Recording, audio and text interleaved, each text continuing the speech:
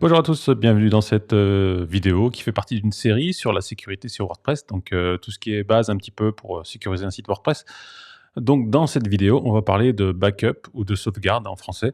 Donc il est très très important de sauvegarder votre site pour avoir ne serait-ce que si en cas où vous avez une attaque ou le serveur crash, etc.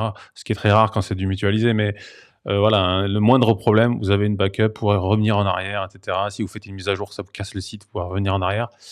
C'est très important toujours d'avoir des backups. Il y a 2 choses à savoir au niveau des backups, c'est qu'une seule backup ne suffit pas, en fait, tout simplement.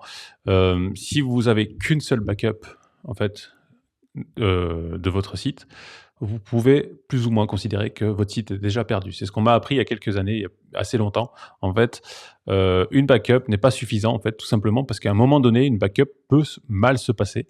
Voilà, c'est mal sauvegardé, il y a eu une rupture du réseau, n'importe quoi et votre backup peut être, pas utilisable. Donc au moment où vous allez perdre votre site, vous allez chercher votre backup, ah bah, elle est pas complète, elle marche pas et là, vous avez tout perdu.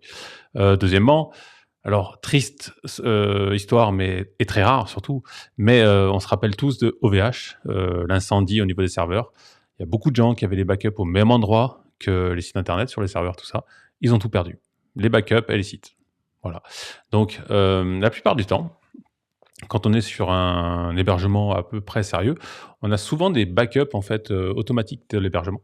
Donc voilà, que ce soit sur Infomaniac ou des choses comme ça, bah, le site est sauvegardé. En tout cas, la base de données est sauvegardée, ce qui est le plus important.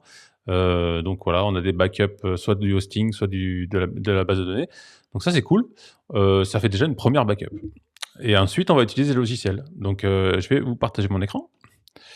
Donc en fait, il y a des logiciels qui s'intègrent facilement, sur les sites WordPress, en fait, qui permettent de faire des backups. Donc là, un exemple, hein, alors il y en a des dizaines, hein, de logiciels, de plugins, pardon, de backup. Là, je prends l'exemple d'Updraft Plus, donc qui, voilà, il y a une version free, avec, certains endroits où on peut faire des backups et après si on veut faire des backups, sur des providers un peu particuliers, avoir des options supplémentaires, bah, faut payer un petit peu. Donc c'est normal, hein, par contre, ça peut vous sauver la vie. Si jamais, votre site tombe, vous avez toujours une backup. Alors, quand on utilise ce genre de logiciel, il y a une chose qui est très, très importante et justement, rapport à ce que j'ai dit, juste avant avec, l'incendie des serveurs.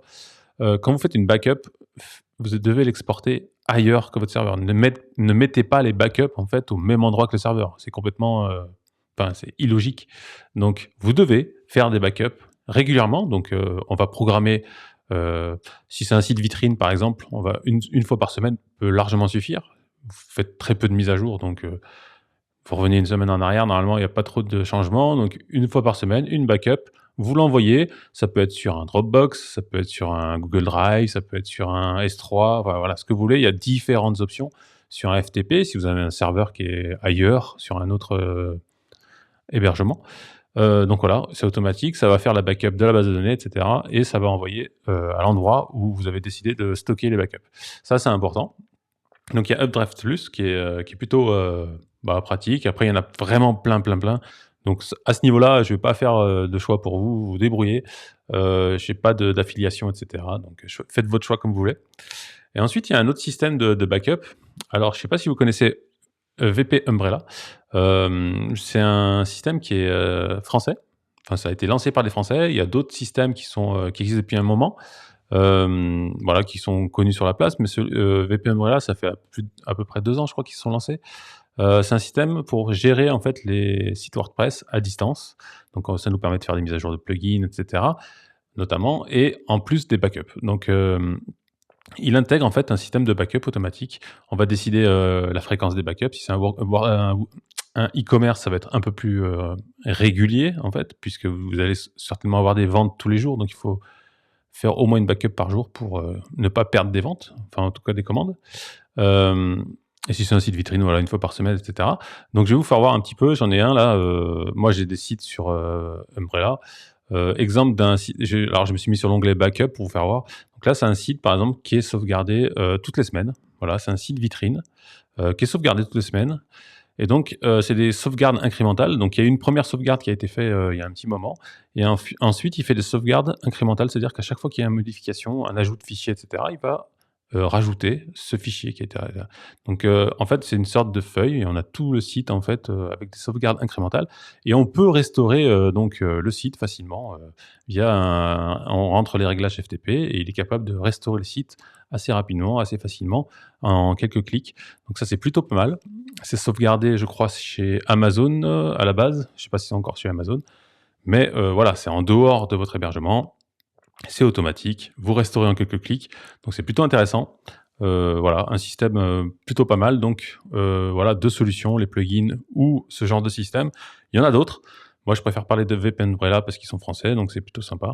Voilà. Mais par contre, n'oubliez pas, toujours minimum 2 backups obligatoires pour voilà, être tranquille. Et ah oui, dernière chose, j'ai pas pensé. Ce qui est important aussi, c'est que parfois on peut avoir un site injecté. Injecté, voilà, il va mettre un petit script caché quelque part, etc. Voilà, c'est un script automatique, un robot qui passe par là. Il a vu qu'il y avait une faille de sécurité dans un plugin. Il va vous déposer quelques fichiers à un endroit du site et vous n'allez pas le voir en fait. Et puis ça va dormir un petit peu dans un coin. Et puis peut-être 1 mois, 2 mois après, ça va commencer à s'activer. Voilà, quelqu'un va l'appeler, il va se mettre en place, etc. Et là, il va faire son travail. Et puis vous allez vous dire: «Ah mince, mon site est injecté, je vais revenir», alors je vais revenir là. «Mon site est injecté, je vais revenir en arrière, voilà, je prends la dernière backup et puis tout roule». Et ben non, en fait, parce que, voilà, comme je vous disais, le truc était installé depuis peut-être 2 mois, il était en dormance et puis d'un coup il s'est activé. Donc si vous revenez sur une backup qui est assez récente, 1 semaine, 2 semaines, 3 semaines, bah, il sera toujours là, en fait. Donc important aussi, pareil, d'avoir des backups qui sont, un peu plus anciennes. Donc conserver les backups, voilà, un certain nombre de temps pour pouvoir revenir en arrière dans un endroit, dans une version qui était pas vérolée, quoi. Donc ça, c'est pareil, c'est important, faut le savoir. Donc c'est pour ça que des fois, avoir 2 backups, peut-être il y en a une qui est de meilleure qualité que l'autre. Voilà, ça, c'est important. Et dernière chose, on va regarder, alors je repartage mon écran, qu'est-ce qui est important, en fait, à sauver sur un. Après, vous pouvez le faire manuellement, hein, vous allez sur le FTP, vous vous connectez, vous mettez une hygiène, voilà, style, bah, c'est un site vitrine, vous dites toutes les 2 semaines: «Je me connecte, et je fais une sauvegarde manuellement, je fais un glisser-déposer sur mon ordi», et cetera, voilà. Ça peut être fait aussi, hein, voilà, c'est la technique du pauvre, mais ça fonctionne, hein. Donc qu'est-ce qu'on va sauvegarder sur un WordPress? Bah, c'est pas très compliqué, en fait. Déjà, la première chose, c'est la base de données. Vous devez sauvegarder la base de données parce que c'est où sont vos datas, donc forcément, il faut sauvegarder tout ça.